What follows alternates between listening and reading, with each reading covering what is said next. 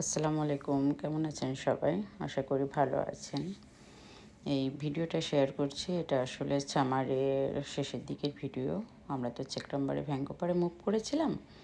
এই ভিডিওটা আমাদের ওই টাইমটাতে আমরা ঘুরতে গিয়েছিলাম শ্যানন ফলসে। তখনকার ভিডিও। তখন তো ব্লগিং করতাম না। আ তো তখনকার কিছু ফুটেজ ছিল যা আপনাদের সাথে শেয়ার করছি। দেখেন কি ভালো লাগে।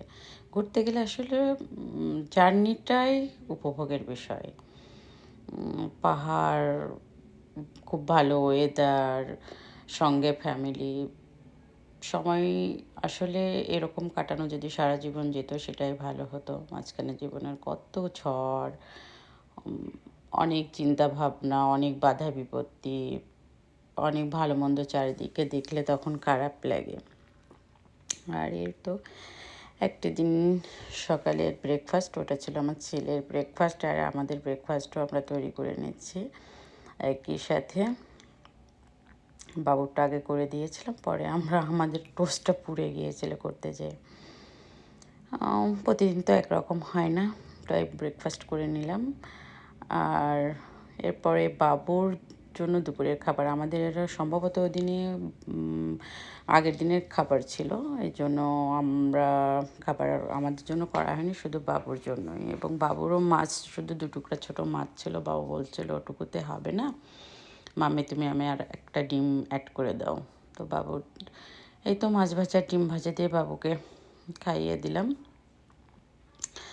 আর ওই দিনটা একটু লেজি ডেই গেছে। বাবুর ছিল পাতাকপি ঘন্ট, ডিম, মাছ এবং ডাল, সব কিছু দিয়েই খাইয়ে দিয়েছিলাম। আর সন্ধ্যার দিকে আমার ভীষণ ক্ষুধা লেগে গেছিলো, তখন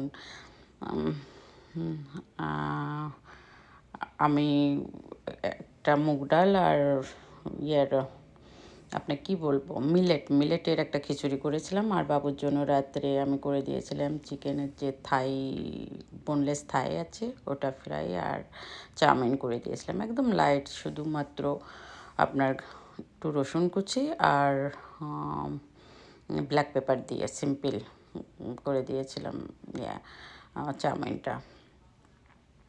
আর মুগ ডাল আর মসুর ডাল দিয়ে আমি মিলেট রান্না করেছিলাম, ওটাই খেয়ে পরে খুব বোরিং লাগছিল। পরে আমার হাজব্যান্ড বলছে যে চলো যাই হোয়াইট রক পার্কে ঘুরতে। পরে হোয়াইট রক পার্কে আমরা রাত্রে ঘুরতে গিয়েছিলাম, কিন্তু আমার ছেলেটার সাথে না যাওয়াতে আমাদের অতটা এনজয় করতে পারিনি।